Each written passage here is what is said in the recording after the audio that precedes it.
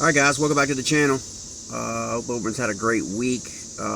Weather's moved off. Let's talk a little bit about B.A.S.S. You know, it's interesting if you look at the trajectory of the year, especially on social media metrics. I think you get the impression that, you know, that all the issues have been in MLF this year, Major League Fishing, and you know, all the problems with the B.A.S.S Pro Tour and with the MLF, and because you've got a lot of influencers, air quotes, and content providers, you know, that pretty much hammered MLF pretty darn well, at pretty much to the benefit of B.A.S.S. You know, and I think that it's pretty indicative of the way things are with the tribes between B.A.S.S and MLF. I watch both. I enjoy both. Whoever comes to town, I'm going to go out and support. Really don't care. Don't have a dog in the hunt. I got guys that I know that fish on both sides, both organizations that I want to support. And I think it's always interesting for things to come full circle. And the reason why I say this is because I had a phone call last night, you know, and we're a small channel. I'm a small channel, but I'm outspoken. I'm opinionated. You may agree with some of the things I say. You may think I'm a clown. That's fine too. I'm more than willing to have, you know, conversation with anyone on any topic. I am only a phone call away. I do not detract or deter or run from a good debate with anybody. And I've talked to professional anglers at the elite level, at the B.A.S.S Pro Tour level, at way up, people that you would not think that would bother contacting a YouTube channel about any information. And I'm glad for that, because I'm not going to just run onto YouTube and, you know, and just, you know, come at things from an informed opinion. You may not agree with my opinion, but at least I'm going to do some due diligence and get some background in before I'm going to run to YouTube. And I encourage people to do that before they like comment, before you like call people cheaters, before you like say all these things. I mean, you have to understand the game. And the reason is the game's rigged, okay? It is rigged. And how you know it's rigged is who are the watchdogs for B.A.S.S and for MLF? There are none. YouTube is the watchdog. You're the watchdog. I'm the watchdog, right? As fans. There's no watchdog. If any of this same shit that happens in MLF and B.A.S.S went down on any other professional organization, Major League Baseball, doping, steroid use, that's cheating, right? NFL, okay? Betting on games in the NFL and all these things get you in trouble, right? Breaking the rules, whatever the rules, right? There's media organizations to the hilt, literally thousands out there that cover these professional sports. Who covers Major League? Who covers B.A.S.S? Who covers MLF? MLF and B.A.S.S. There's no recognized media outlet in the United States on a consistent basis that covers B.A.S.S or MLF as professional sports. There isn't. And that was what my phone call last night was all about. There's not a reputable, objective organization in this country that is a watchdog for these organizations. These organizations can run roughshod over every single angler they want without any transparency at all. Did you see the B.A.S.S press release for the JT Thompkins DQ? Okay, the shit this year on B.A.S.S that happened to the rookies. Okay, people like Randy Blockett, people that are out of the game. Okay, people like me that have never been in the game. Okay, and in all fairness, I mean, I'll take that criticism because it's valid. But we're still allowed to have our opinions about things that we're observing or what we're being told, right? We do this in politics, right? We do this in everything.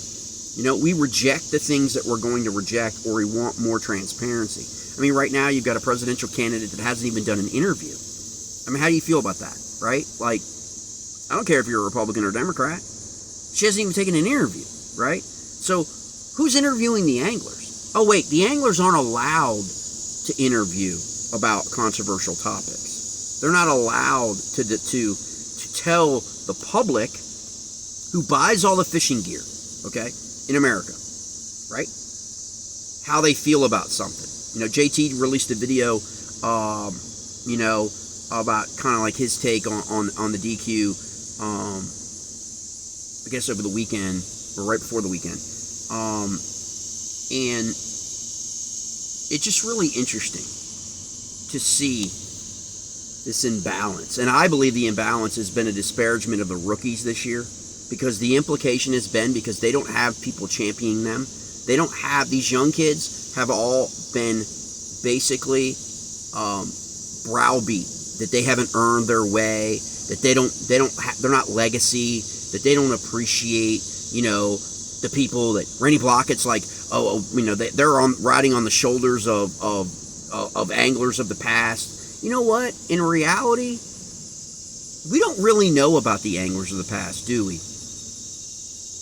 We think that all this cheating and all this stuff is all like present day, right? And if you try to get into a conversation about someone, if you thought like somebody in the 70s or the 80s or the 90s cheated, we have our allegiances. There was no live stream. There was no oversight back then. Someone very well could have cheated consistently in B.A.S.S. or in FLW or on the Red Man or on any of those series 20 years ago, 30 years ago. Okay, I'm not putting any of those people up on the pedestal for, like integrity, because we don't even know. Now, they won events, for sure, and we honor that. But these kids today and these anglers today are under a microscope like never before, ever in the history of bass fishing, okay, in terms of what we see. There's video of everything. Was there video back in the 80s of people fishing in the swamps? People bringing big bags in to the scales, okay? No. There was no video, really, of them. There was very little video, okay? Let alone when you got 100 anglers out on the water. Sure, the one or two or three max that were like known anglers, okay, may have had some camera footage of, but it wasn't like it is today, guys. And then you've got these people that are just dumping on these rookie anglers like they haven't earned it, or they wouldn't be there if it wasn't for technology and all that stuff, which is just freaking grown ass men whining because they're getting their ass kicked. That's what that is. Okay, you can sugarcoat it and put lipstick on a pig all you want. I mean, it's great. You're not winning. Okay, the young kids are freaking taking the sport over. That's the fear. Okay, that is the fear of what's happening, and this is what you're getting. You're getting the legacy angler mentality, objecting to the rookie class and all they've accomplished, and then they diminish their accomplishments by stating somehow that it's because of technology. Not the fact that a lot of these kids have worked their way up from high school to college angling, the opens, to get to the elite. JT is one of those guys, okay? And personally, I'm not buying the bullshit, okay? I've personally met JT. Northern Opens on the James River back in 2023. Northern Open Upper Bay that he won, okay?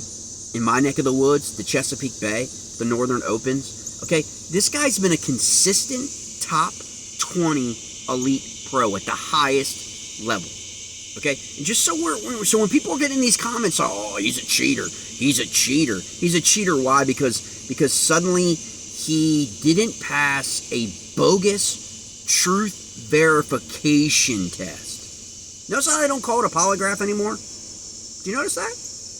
You notice they don't call that? Because everybody knows polygraphs are shit. Okay? We all know they're not admissible in court. They're shit. So that they don't want to call it a polygraph. So now they call it a truth verification. With no oversight, no release of the questions. If you saw the ridiculous press release from B.A.S.S. about the DQ, okay, he violated Rule 3, C, 2, and 14, okay, which is the most absurd shit. I've said this, guys, for 2 years now, okay? And now I'm getting phone calls of people finally realizing there's no oversight, okay? There really isn't. They can DQ you and then keep you from fishing day 3 and 4, and then later come back around a week or two later after a review, and say they were wrong. You still lost those 2 days of fishing. And in JT's case, he lost the ability to win the Rookie of the Year because of this. He fell to 6th place in the Rookie of the Year standings because of this. He fell to 15th in the Angler of the Year He finished 15th in the Angler of the Year standings after getting DQ'd on St. Lawrence. 15th. And he still finished in the top 15 of the best anglers in the country, Bass would tell us. This young man finished 15th, even though he got DQ'd. So let's take a look at the cheater, right? Let's take a look at, like, okay, all these people are coming out of the woodwork now, like, totally, like, just, like, going on what I consider to be a crap rule to begin with. And I'll get into that in a second. So he finished 30th at Toledo Bend, 13th at Lake Fork, 2nd at Harris Chain. Mind you, JT is from Myrtle Beach, South Carolina, okay? 2nd at Harris Chain, 3rd at Murray, okay? Down in his neck of the woods, okay? 3rd. 31st at Wheeler, 8th at Smith Lake, okay? He just finished 17th at Champlain and then was in contention for Rookie of the Year and finishing, I don't think he could have won Angler of the Year, but he could have been up there a lot higher than 15th, I'm pretty sure. But big shout out to Chris Johnson, by the way, for winning Angler of the Year. And then, obviously Trey McKinney. Trey McKinney won Rookie of the Year.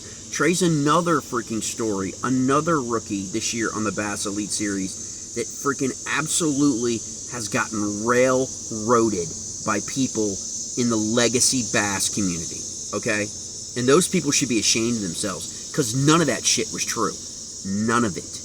All the crap, all the rumor, all stems from bad eggs, okay, before he even got to the Elite Series, okay, back in Illinois, which has all been disproven, okay? It's all bullshit. But they tore that kid down. And then you got Randy Blockett tearing that kid down because he, okay, clearly, okay, like these kids, as much as they're pretty much disparaged, they're not stupid kids. I mean, if you look at JT, JT's got Precision Sonar, JT's got Hummingbird, he's got sponsors in obviously the technology side of bass fishing. These kids are not stupid. They're highly skilled at what they do, which is why they're finishing. And there's a lot of jealousy. This is more than jealousy than anything else when it comes to the rookie class. And I personally, after the phone call I had last night, I'm personally more aligned, in engaging in those discussions and then the funding discussions and then the sponsorship discussions to have a media company, media organization that's objective, okay, that's funded by people who want objectivity back in bass fishing with reporting. They want reporting. They don't want just to buy what Bass says or what MLF says, what Boyd Duckett says. They want actual independent reporters to actually have access to anglers, to actually be able to report on events or situations like this, be able to interview the person who provided the truth verification test, just like you would in a court of law, right? You're allowed to challenge a polygraph. You're allowed to challenge things, but not in fishing. Not really in fishing. No. Like, you just have to accept it, which these things are absurd. These rules about communication are the most absurd and subjective things that don't belong in bass fishing. And I'm going to tell you why.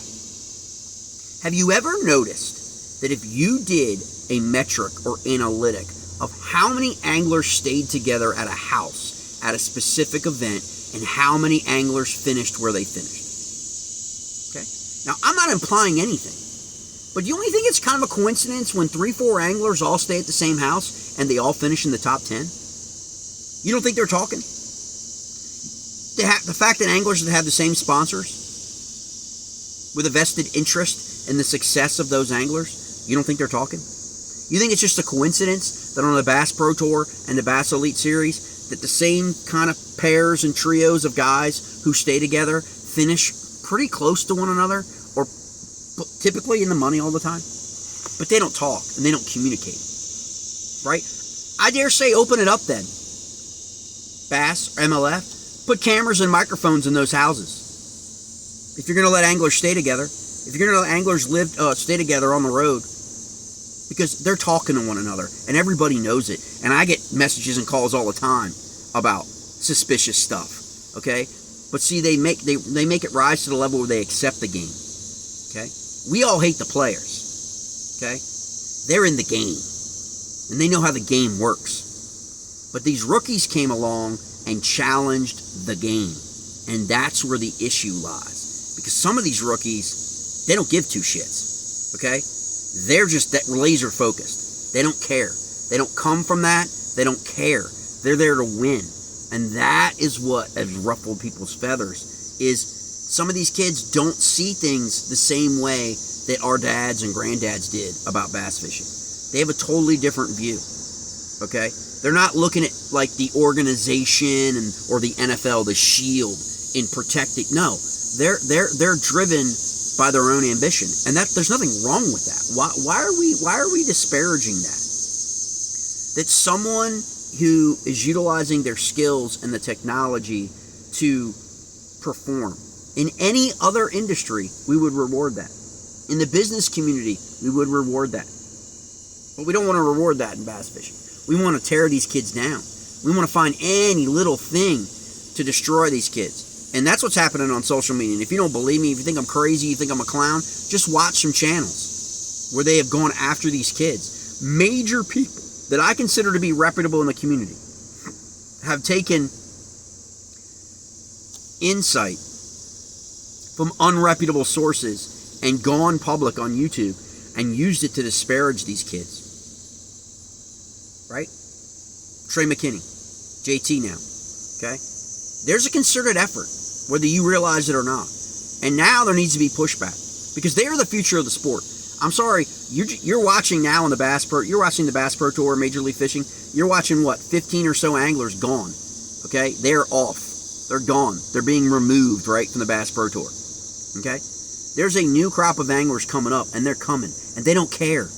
They do not care. There's more. You think this stops with Trey McKinney and JT Thompkins? You think it stops with this rookie class? Guys, I'm going to tell you what. There's going to be a concerted effort in bass and probably in Major League Fishing to change the rules and curb the rules to prevent things like this year from ever happening again. And that's because of the legacy anglers. It is. It's people my age. That's what it is. It's jealousy. To me, that's the most unprofessional thing in the sport. It's not the rookies not somehow bowing and kissing the ring of Bass or MLF and understanding the organization's history and all of that stuff, okay? Like, that's all bullshit. The stuff that Randy Blackett talks about is total bullshit, okay? It is, all right? Come on, all right? They just are looking at these guys, they're winning. This is a business. The game is the business, okay?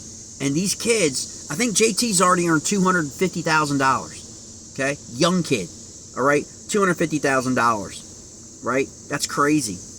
First season. Look at that. I just said 14 top 20s. This kid said 14 top 20s, okay? And it's like, people are jealous of it, man.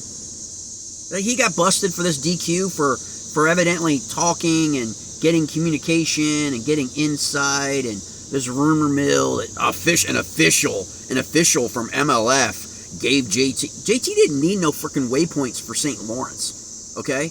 That's the reality. That's what I think is so funny. I think it's hilarious that a guy who's fished a river multiple times, finished in the top 20, I think in 2023, he finished in 7th. Either 5th or 7th, okay, at the St. Lawrence. And he went and fished the same area. He fished the same area, pre-fishing and all that for the St. Lawrence events. But he got communication, he got waypoints, and evidently this has been happening all season long. He's a cheater. It's such bullshit, guys. It really is. It's total bullshit. And as someone who cares about the community and fishing and has followed fishing all my life and idolized many of these guys, Rick Clunn retiring this year, has been in the game for 50 years. Remember seeing Rick at the Bassmaster Classics in Richmond, where I grew up in my hometown. I mean, I understand the levity of all of this and the tradition and all of this, but these people do not want the sport to evolve. And then these are the same people that want to come on YouTube, that want to come on all these podcasts and bitch about why there's not non-endemic sponsorships in the sport, why there's not more money coming into the sport. Well, you're why. The legacy anglers are the reason why. Because people who aren't really as engaged in fishing as us are watching all this. They're watching this. This is like a reality TV show. It's not a professional sport. And people who don't care about fishing, they just want to make money in business and sponsor and be a part of, right? They're looking at that like, there's no growth here. There's not. Like, what are they going to do? And so the same people just don't understand. They're a part, because they're so entrenched in the game and they're part of the game, they don't understand why people from the outside don't understand what the hell they're doing. Instead of embracing this rookie class, celebrating this rookie class, telling people like this is the future of our sport, telling people, the young people right now fishing in high school, young people that are in middle school now that are looking at, oh my God, the things are so much different now for the generations to come. Instead of embracing that, they've done everything they possibly can to turn people off. And maybe that's their goal. Maybe all they really care about is winning. Maybe all they really care about is the money that they say that these young guys, don't have any idea about the business. My boy's won $250,000 in a freaking year. Okay? I think he's doing all right. Even with this. But when you start attacking people's integrity, start attacking people like that, based on virtually no information disclosed, we're just supposed to believe. We saw this with Spencer Sheffield at Cayuga last year in MLF when everybody knows, everybody was asked to suspend disbelief what their own eyes saw on video when you had people just cheat, like basically I'm not going to say cheating, violating the rules, whether intentional or not. They should have been held accountable. They weren't. And if you actually had a media, okay, like basketball has on ESPN, Jesus, Fox Sports, okay, football has, if you actually had an independent media holding MLF accountable, not just Slick Johnson, okay, as much as I love that guy's freaking takes, okay, Slick's not a threat to MLF. I'm not a threat to B.A.S.S or MLF with 20-some thousand subscribers. They don't care. They don't know who I am. They don't care what I have to say. They don't really care. Slick's more aligned with all those guys and fished with those guys. It's a little bit different there because he is definitely a lot more connected with a lot more anglers today than probably any other person that's in content creation. But at the end of the day, they don't care, okay? Because the money's still coming in. They'll care when the money stops, okay? When it rises to the level. And that's what they don't want, in my opinion. They don't want to give access. They don't want to grow their sport. They want to control their sport.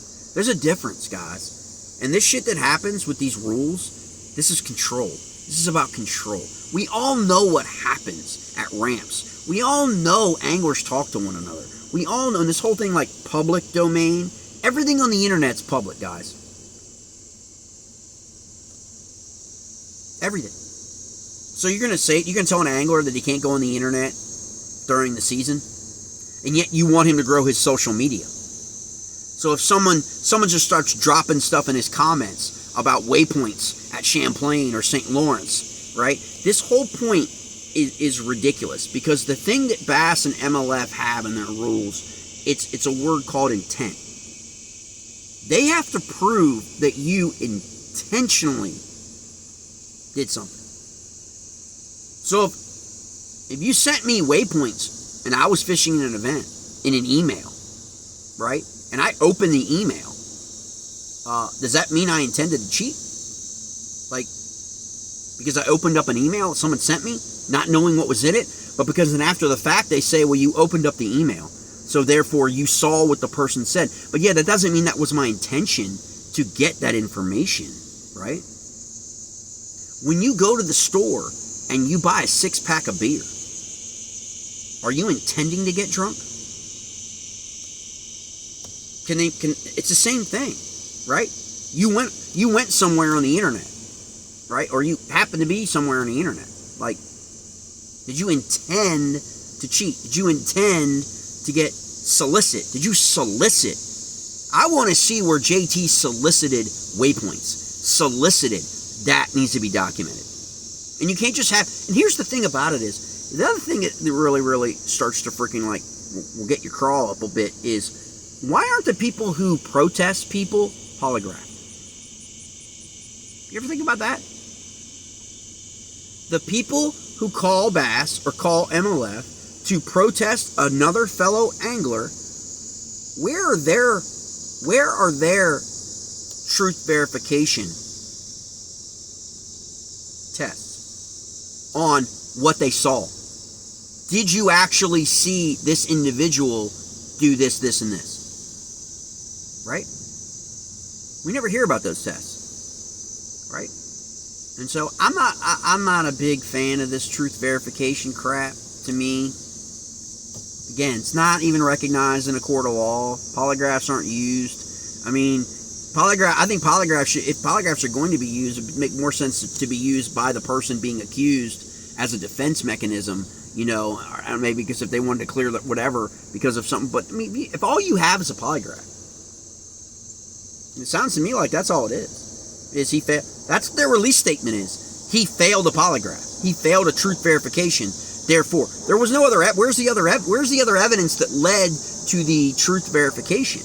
And why are you not truth verifying some of these other top legacy anglers? Like, repeatedly, randomly. You randomly check insurance, right? Or is that not random?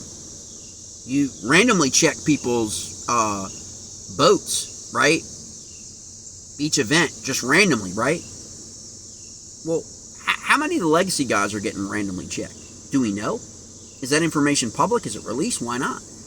There needs to be more independent, objective coverage in bass fishing if it's ever going to even remotely be legitimate to people, to a wider audience, in order to bring in more money into the sport, to grow the sport for future generations. Otherwise, it's just going to it's going to remain the same.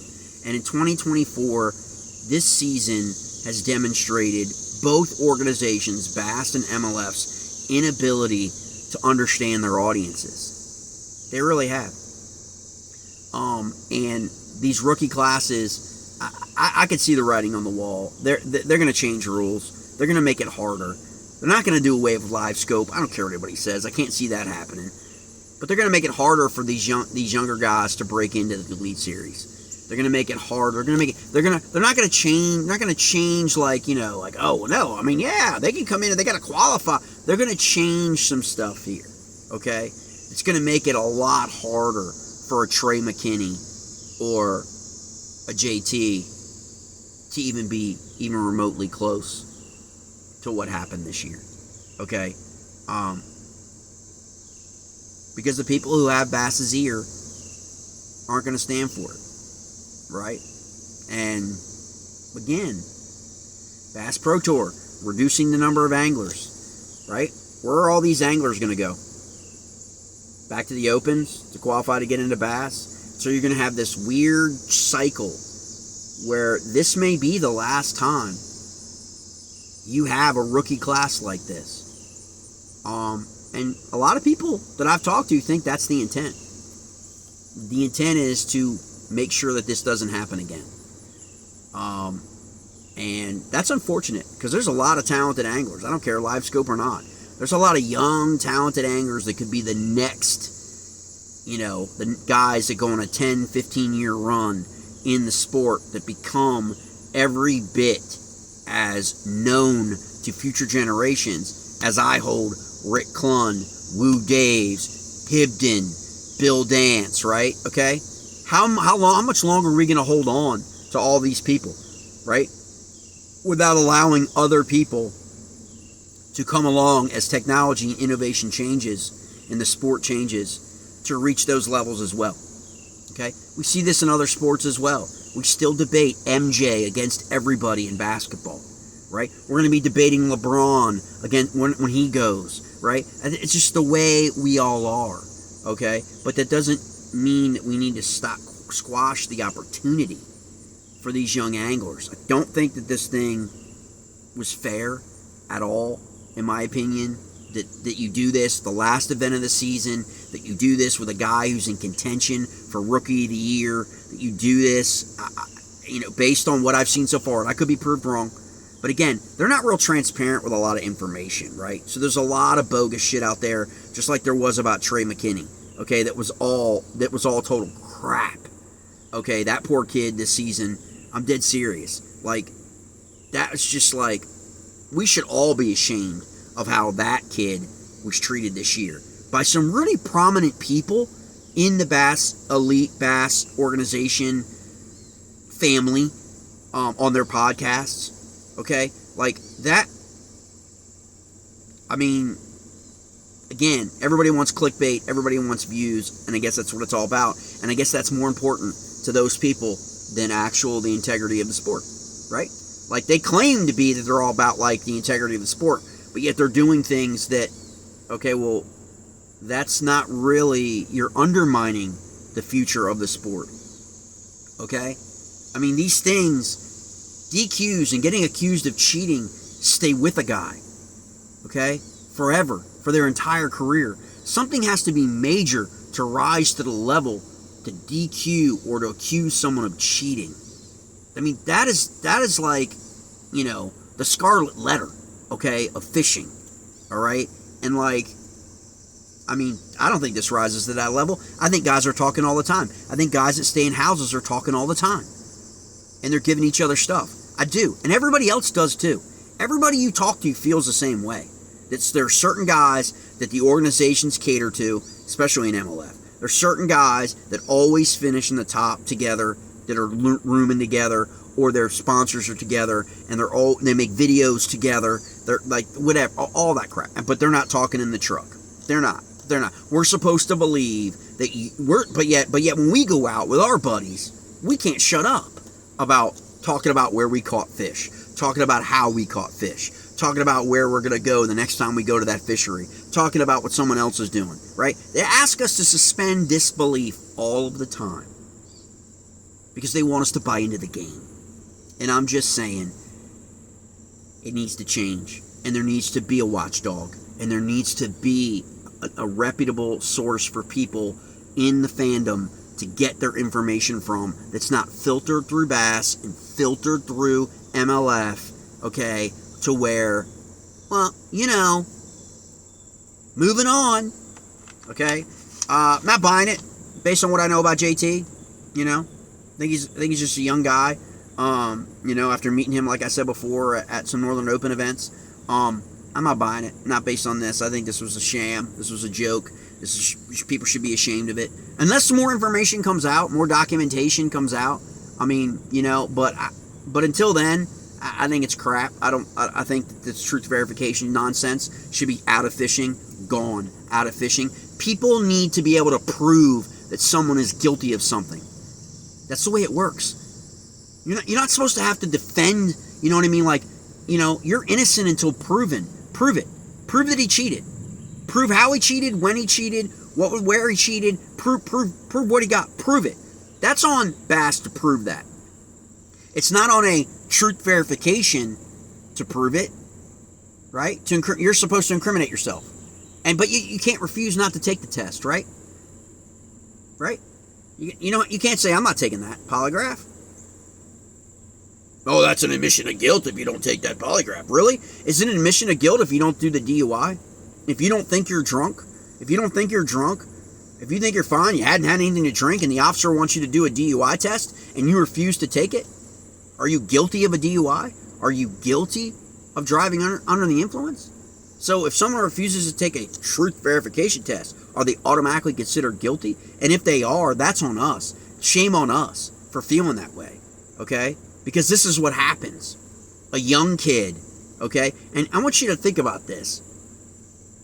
How many freaking 19, 20, 21-year-olds or 18-year-olds or 16-year-olds you really think are, like, not going to be scared shitless that they have to take a freaking polygraph or, I mean, come on, guys. Like he wasn't nervous at all. Like he wasn't like, you know what I mean? Not nervous because he thought, he knew he cheated. That's not why he's nervous, because of all the preponderance of the fact that, okay, you get a phone call this morning that says, hey, Mr. XYZ, we need you to come down to the police station today. You not going to be nervous? You're not going to know what it's about. You don't have no idea what it's about. But you got to go, because if you don't go, they're going to come and get you and take you out of work or take you out of your home in handcuffs, right? And they want you to come down to the police station. You're not going to be nervous of going in there to talk to them? All you guys out there that say you're not going to be nervous or you're not going to have some kind of reservation about going down to the police headquarters to get interviewed for something you have no idea what it's about, you're full of shit. Every single one of you is. And I don't care. You can beat your chest and be whatever you want, but the reality of it is, until it happens to you, yeah, you're going to be freaking singing a whole nother song in terms of being nervous about being asked questions about something that you have no idea what they're talking about. Right? And I realize in the real world, that comes with consequences, like going to jail. Okay? This isn't really the real world. It's just the game, and the consequences are he gets disqualified. But the broader consequences are his reputation gets tarnished for the rest of his career. So you had better be able to actually prove it without a doubt for everybody that this is what happened. And I don't think they can. And that little brief little statement, I don't think they can. But again, they can do whatever they want, because we're going to continue to watch, and we're going to continue to buy product, and we're going to continue to whatever, because we love the sport of fishing, and, and they'll move on, like MLF will just move on, and B.A.S.S will just move on to the next whatever controversy that happens, and they'll just kind of bide their time and tread water and hope that nobody pushes back, because there is no oversight, and there is no bigger media company that's calling B.A.S.S out, that's impacting their sponsorships, that's drawing negative attention to the sport. Okay, if that was going on right now, things would be a lot different. Think about how many sponsors drop athletes because of stuff in other sports that come out. Just saying. That's my take on the JT situation with B.A.S.S. and really the broader fishing industry right now, as opposed to rules and enforcement and these ridiculous truth verification tests. Get rid of them. Okay? That is what B.A.S.S and MLF need to do.